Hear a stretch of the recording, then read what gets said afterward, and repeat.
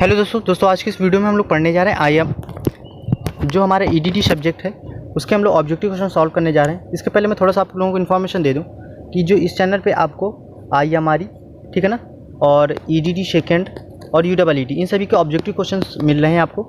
यहाँ पर आपको 500 ऑब्जेक्टिव क्वेश्चन करवाए जाएंगे। आईएमआरई की बात करें तो उसमें हमने कम से कम 300 ऑब्जेक्टिव क्वेश्चन कंप्लीट करवा दिए हैं। ईडीडी में हमने कम से कम 150 क्वेश्चन कंप्लीट करवा दिए हैं और इसी तरीके से यूडब्ल्यूईडी में भी हमने कम से कम 150 क्वेश्चन कंप्लीट करवा दिए हैं। अगर आपने वो नहीं देखे हैं तो प्लीज़ जाइए और चैनल पर प्लेलिस्ट बनी हुई है वहाँ पर देख लीजिए। आईएमआरई की जो थ्योरी है उसको भी मैंने बहुत अच्छी तरीके से कंप्लीट किया है। सो आपको अगर वहाँ पर अच्छे से आईएमआरई के कॉन्सेप्ट समझना चाहते हैं तो प्लीज़ आप उनको भी देख लीजिएगा, ठीक है ना दोस्तों। तो यहाँ पर हम लोग बात करते हैं जो ईडीडी सेकेंड है उसके हम लोग बात करते हैं। ये हमारा मेनली अर्थिंग वाले चैप्टर को टारगेट करके ऑब्जेक्टिव बनाए गए। यहाँ के आपको जो ऑब्जेक्टिव बनाए जा रहे हैं वो आपके सिलेबस के अकॉर्डिंग ही है, ऐसा नहीं कि आपको कहीं से भी ऑब्जेक्टिव क्वेश्चन फ्रेम कर दिए जा रहे हैं।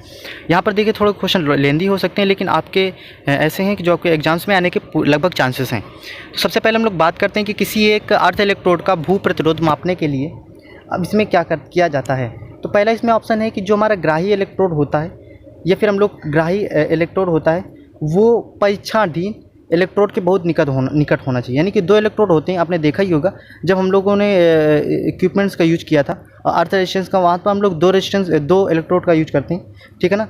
तो वहाँ पर एक होता है हमारा एक्सेप्टर इलेक्ट्रोड और एक होता है टेस्टिंग इलेक्ट्रोड। तो उन दोनों के बीच बताया गया है कि क्या होना चाहिए, बहुत दोनों निकट होने चाहिए। या फिर जो हमारा ग्राही इलेक्ट्रोड है वो टेस्टिंग इलेक्ट्रोड को स्पर्श करना चाहिए, यानी कि बिल्कुल टच करता हो। या फिर ग्राही इलेक्ट्रोड टेस्टिंग इलेक्ट्रोड से बहुत दूर होना चाहिए, यानी कि बहुत दूर होने का मतलब है एक स्पेसिफिक डिस्टेंस पर होना चाहिए या फिर इनमें से कोई नहीं, ठीक है ना दोस्तों। तो यहाँ पर आप लोगों को दोस्तों बताना है। तो दोस्तों मैं आपको बता दूँ कि ये जो हमारा सिंपल सा है कि अगर एक अर्थ इलेक्ट्रोड का हमें क्या करना है कि द्वारा या फिर कह दिया जाए या उसका हम लोग भू प्रतिरोध मापना है, तो वहाँ पर हम लोग जो ग्राही इलेक्ट्रोड होता है उसको हम लोग परीक्षाधीन इलेक्ट्रोड से क्या करते हैं काफ़ी दूर रखते हैं या फिर एक स्पेसिफिक डिस्टेंस पर रखते हैं। यानी कि ऑप्शन नंबर इसमें हमारा सी नंबर ऑप्शन सही है, यानी कि ग्राही इलेक्ट्रोड परीक्षाधीन इलेक्ट्रोड से बहुत दूर होना चाहिए। इसका अगला क्वेश्चन है कि जो पृथ्वी का प्रतिरोध होता है कैसा होता है दोस्तों, आपको ये भी बताना है। देखिए जो पृथ्वी का प्रतिरोध होता है पहला ऑप्शन है अनंत, दूसरा है लगभग शून्य, तीसरा है 20 ओम या फिर 1 मेगा ओम। तो दोस्तों मैं आपको बता दूँ कि जो हमारा पृथ्वी का प्रतिरोध होता है वो लगभग कैसा होता है, शून्य होता है, ठीक है ना। और अगर यहीं पर हम लोग कैपेसिटेंस की बात करें तो अनंत होती है और हम लोग वोल्टेज की बात करें तो वो कांस्टेंट होता है और कांस्टेंट होने की वजह से हम लोग उसको क्या मान लेते हैं, जीरो मान लेते हैं, ठीक है ना दोस्तों।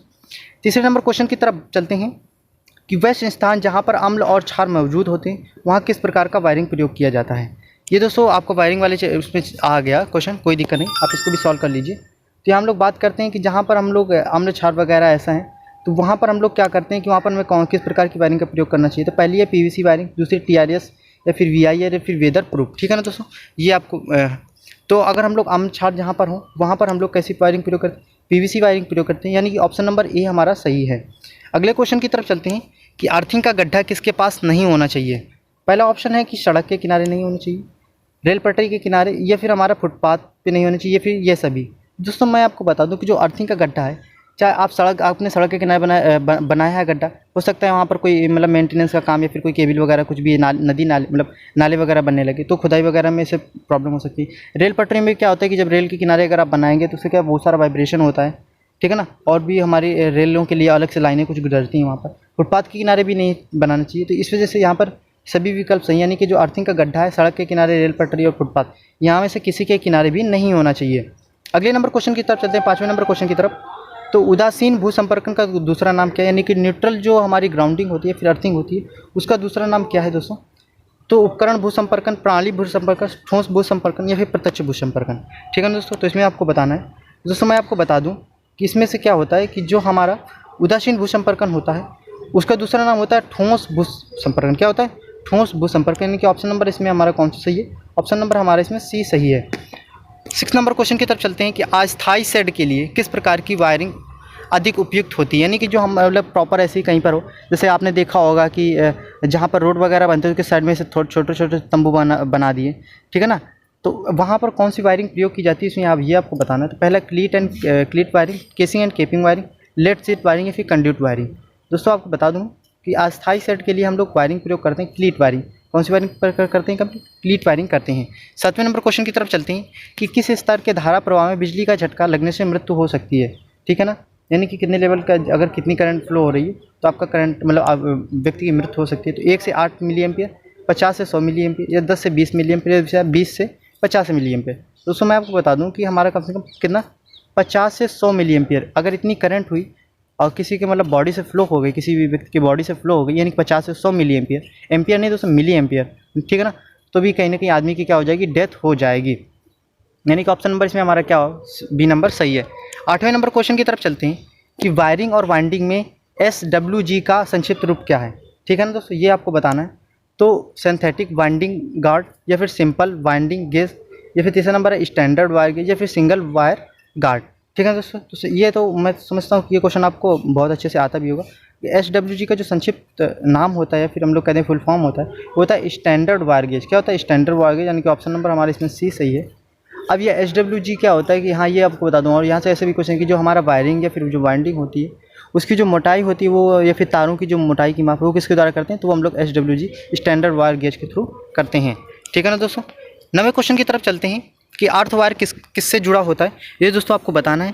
पहला ऑप्शन है उपकरण से, भूमि से, बिजली घर से, या ट्रांसफार्मर से, ठीक है ना। तो यहाँ पर दोस्तों आपको थोड़ी सी बात ये समझनी है कि यहाँ पर पूछा कि अर्थ वायर किससे जुड़ा होता है, यानी कि देखो इन सबसे तो आता ही आता है, यानी कि उपकरण से तो आया, इसके बाद बिजली घर से आया, ट्रांसफार्मर से आया, इसके बाद ये जुड़ा होने का मतलब यहाँ पर कहाँ पर जाता है, तो सिंपल से कहाँ जाता है, भूमि पर जाते हैं। क्या जाते हैं, सब हमारे ग्राउंडिंग पर कहाँ जाते हैं, भूमि पर जाते हैं, ठीक है ना। यानी कि ऑप्शन नंबर इसमें हमारा कौन सा है, ऑप्शन नंबर बी सही है, यानी कि 9वें नंबर का हमारा बी सही है। क्वेश्चन नंबर 10 की तरफ चलते हैं।